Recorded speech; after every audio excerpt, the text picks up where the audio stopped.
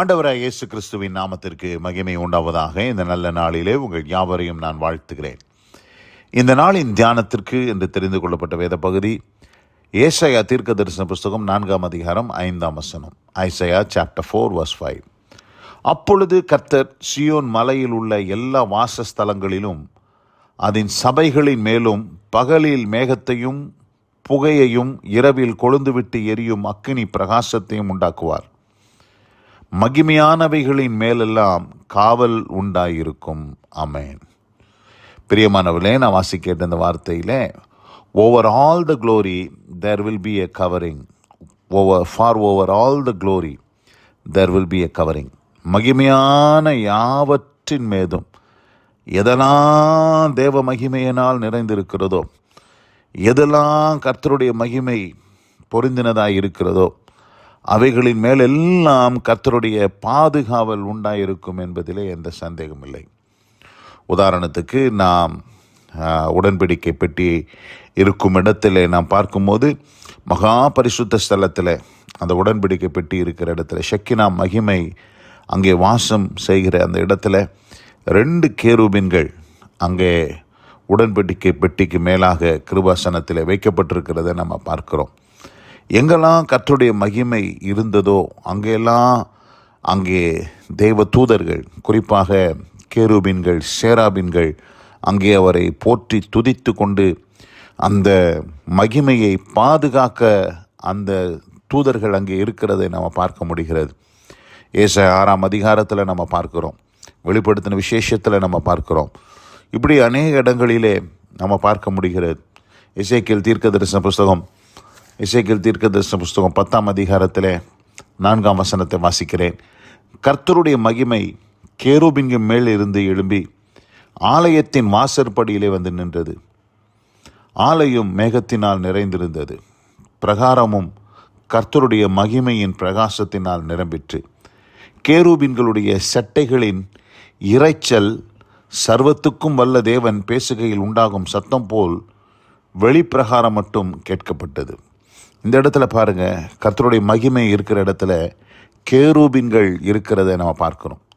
இந்த கேருபீன்கள் என்ன செய்கிறது என்று நாம் பார்க்கும்போது, கர்த்தருடைய மகிமையை பாதுகாக்கிறதற்காக இந்த கேருபீன்கள் வைக்கப்பட்டு இருக்கிறது.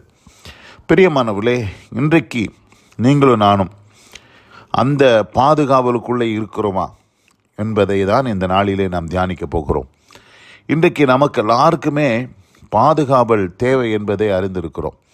நம்மை ஆண்டவர் பாதுகாப்பாரா? நம் குடும்பத்தை பாதுகாப்பாரா? நம்முடைய பிள்ளைகளை பாதுகாப்பாரா? நம்முடைய ஊழியத்தை பாதுகாப்பாரா என்றெல்லாம் சொல்லி நாம் கவலைப்படுறோம். ஒன்றுமே தேவையில்லை. நம்முடைய ஊழியம், நம்முடைய குடும்பம், நம்முடைய வாழ்க்கை மகிமையாக இருந்துச்சுன்னா நிச்சயமாக ஆண்டவருடைய பாதுகாவல் அதற்கு உண்டு என்பது தான் உண்மை. அதை நாம் புரிந்து கொள்ள வேண்டும். ஏசாயா தீர்க்க தரிசன புஸ்தகத்தில் நம்ம வாசிக்கும் போது, ஏசாயா தீர்க்க தரிசன புஸ்தகம் 6ஆம் அதிகாரத்தில் பாருங்கள், அந்த மகிமை என்றால் என்ன? மகிமை, இப்போது எனக்கு மகிமை இருக்கணும், நான் தேவ மகிமை அடைந்தவனாக இருக்கணும் அப்படின்னு சொல்லி ஒருவேளை நீங்கள் வாஞ்சிக்கலாம். வேதத்தில் பார்க்கும்போது எல்லா மனுஷரும், இந்த உலகத்தில் பிறந்த எல்லா மனுஷரும், ரோமர் 3:23 படி எல்லாரும் பாவம் செய்து தேவ மகிமை அற்றவர்களாக மாறினார்கள். ஆனால் ஆண்டவர் அந்த இழந்து போன மகிமையை மீண்டும் அவருடைய ரட்சிப்பினால் நமக்கு தருவதற்கு தேவன் போதுமானவராக இருக்கிறார். அந்த மகிமையை நம்முடைய வாழ்க்கையில் எப்படி தக்க வைத்து கொள்ள வேண்டும் என்று நாம் பார்க்கும்போது, இந்த இடத்துல ஏசாயால ஒரு அருமையான வசனத்தை நான் வாசிக்க விரும்புகிறேன். ஏசாயா தீர்க்க தரிசன புஸ்தகம் 6ஆம் அதிகாரம் 3ஆம் வசனத்தை வாசிக்கிறேன். ஒருவரை ஒருவர் நோக்கி, சேனைகளின் கர்த்தர் பரிசுத்தர், பரிசுத்தர், பரிசுத்தர், பூமி அனைத்தும் அவருடைய மகிமையால் நிறைந்திருக்கிறது என்று கூப்பிட்டு சொன்னார்கள். இந்த இடத்துல பாருங்க, பூமி அனைத்தும் அவருடைய மகிமையினால் நிறைந்திருக்கிறது. மகிமை, இந்த இடத்துல சேராபீன்கள் அங்கே கர்த்தர் பரிசுத்தர், பரிசுத்தர், பரிசுத்தர் என்று சொல்லுகிறதை நாம் பார்க்கிறோம். ஆனால் அவர்கள் கண்டது என்ன? அவர்கள் கண்டது என்ன? மகிமையை பார்த்தார்கள். மகிமை, எங்கு பார்த்தாலும் தேவ மகிமை. அந்த மகிமை இருந்த இடத்துல இந்த தூதர்கள் சேனை பாதுகாவல், அங்கே தேவனுடைய பாதுகாவல் அங்கே உண்டாயிருக்கும் என்பது உண்மை. இந்த தூதர்கள் என்ன சொன்னார்கள் என்று பார்க்கும்போது, மகிமைக்கு என்ன காரணம்? அங்கே அவர்கள் மகிமையால் அந்த இடம் நிறைந்திருந்தது. பூமி அனைத்தும் அவருடைய மகிமையினால் நிறைந்திருந்தது. அப்படி இருக்கும்போது அந்த மகிமைக்கு என்ன காரணம் என்று நான் பார்க்கும்போது, அங்கே தேவ தூதர்கள் வேற ஒன்றுமே சொல்லலை. அவர் பரிசுத்தர் பரிசுத்தர் பரிசுத்தர் என்று சொல்லுகிறார்கள். அப்படியானால் எங்கெல்லாம் பரிசுத்தம் இருக்குதோ அங்கெல்லாம் கர்த்தருடைய மகிமை இருக்கும் என்பது உண்மை. அப்போ நம்முடைய வாழ்க்கையில் தேவ மகிமை இருக்க வேண்டும், நான் கர்த்தருடைய மகிமையினால் நிறைந்திருக்க வேண்டும் என்று நான் விரும்புவேனானால், ஒருவேளை நீங்கள் விரும்புவீர்களானால், உங்கள் குடும்பம் தேவ மகிமையால் நிறைந்திருக்க வேண்டும், உங்கள் ஊழியம் தேவ மகிமையால் நிறைந்திருக்க வேண்டும், உங்களுடைய பிரயாசங்கள் எல்லாம் தேவ மகிமையால் நிறைந்திருந்தால் கர்த்தரின் பாதுகாவல் இருக்குமே. மகிமையால் நிறைந்திருக்க வேண்டும் என்று சொன்னால் நான் என்ன செய்யணும்? பரிசுத்தம்தான், வேறு ஒன்றுமே கிடையாது. இந்த இடத்துல தேவதூதர்கள் அங்கே மகிமையை பார்க்குறாங்க. ஆனால் மகிமையை பார்த்துட்டு அவங்க என்ன சொல்கிறாங்கன்னா, பரிசுத்தர் பரிசுத்தர் பரிசுத்தர், வேறு ஒன்றுமே அவங்க சொல்லலை. ஓயா துனியா அவர்கள் கூப்பிட்டு அங்கே சொல்லி கொண்டு இருந்ததை நாம் பார்க்கிறோம். ஒருவரையொரு நோக்கி சேனைகளின் கர்த்தர் பரிசுத்தர் பரிசுத்தர் பரிசுத்தர், பூமி அனைத்தும் அவருடைய மகிமையால் நிறைந்திருக்கிறது என்று கூப்பிட்டு சொன்னார்கள்.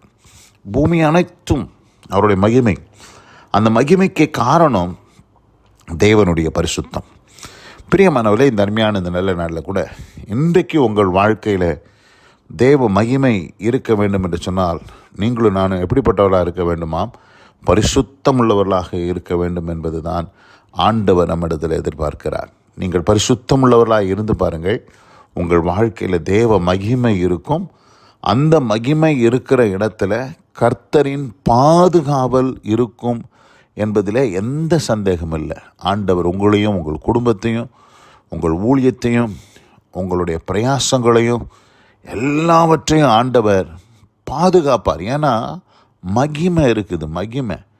ஏன்னா ஆண்டவர் நம்ம எதற்கென்று அழைத்திருக்கிறார் என்று தெசலோனிக்கேரில் நம்ம வாசிக்கும் போது, 1 தெசலோனிக்கேர் 4ஆம் அதிகாரம் 7ஆம் வசனம் சொல்லுது, தேவன் நம்மை அசுத்தத்திற்கு அல்ல பரிசுத்தத்திற்கே அழைத்திருக்கிறார்.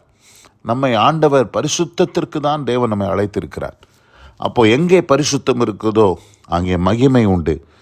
எங்கே மகிமை உண்டோ அங்கே கர்த்தரின் காவல் உண்டு. ஆதலால் இந்த அருமையான இந்த நல்ல நாளிலே உங்களையும் உங்கள் குடும்பத்தையும் தேவன் பாதுகாக்க ஆண்டவருடைய தூதர்கள் உங்களை சுற்றிலும் பாளையம் இறங்க, எப்படி அந்த மகிமை இருந்த இடத்துல கேருபீன்கள் இருந்ததோ சேராபீன்கள் இருந்ததோ, உங்கள் வாழ்க்கையிலும் அப்படிப்பட்ட தூதர்களின் சேனை இறங்குவதற்கு தக்கதாய் உங்கள் வாழ்க்கை மகிமையாய் மாற வேண்டும் என்று சொன்னால் பரிசுத்தமாய் இருங்கள். உங்கள் வாழ்க்கையில் மகிமை உண்டாகும் என்பதில் எந்த சந்தேகமில்லை. இந்த அருமையான இந்த நல்ல நாளிலே கூட இந்த வார்த்தையில் கேட்டோம் ஒவ்வொருவரையும் கர்த்தர் தாமே ஆசீர்வதித்து காப்பாராக. God bless you all. ஆமென், ஆமென். நாம் ஜெபிப்போம். எங்கள் அதிகமாய் நேசிக்கிறதான எங்கள் அன்பின் பரலோக பிதாவே, நாங்கள் தியானிக்க கேட்ட வார்த்தையின்படி மகிமையானவைகளின் மேலெல்லாம் காவல் உண்டாயிருக்கும் என்ற வார்த்தையின்படி ஆண்டவரே, மகிமையான யாவற்றின் மேலும் உம்முடைய காவல் இருக்கிறதுக்காய் ஸ்தோத்திரம். எங்கே மகிமை உண்டு, எங்கே பரிசுத்தம் உண்டோ அங்கே மகிமை உண்டு என்பதை இந்த நாளிலே நாங்கள் தியானிக்க கர்த்தர் கிருபை செய்தீர். ஆண்டவரே, நாங்கள் பரிசுத்தம் உள்ளவர்களாய் வாழ்ந்து உம்முடைய மகிமையை பெற்றுக்கொண்டு வாழ கர்த்தர் கிருபை செய்தரும். அந்த மகிமை இருக்கும் இடத்தில் தேவ தூதர்கள் இறங்கி எங்களையும் எங்கள் குடும்பத்தையும், இந்த வசனத்தை கேட்ட பிள்ளைகளுடைய வாழ்க்கையில் அவர்களுடைய குடும்பத்தையும் அவருடைய பிள்ளைகளையும் நீர் பாதுகாப்பீர் என்பதிலே நாங்கள் உறுதியாக இருந்து உம்மை ஸ்தோத்திரிக்கிறோம். தம்முடைய பிள்ளைகளை ஆசீர்வதித்து காத்துக்கொள்ளும் தேவ கிருபையை தாழ்த்துகிறேன். இயேசு கிறிஸ்துவின் நாமத்தில் பிதாவே, ஆமென், ஆமென்.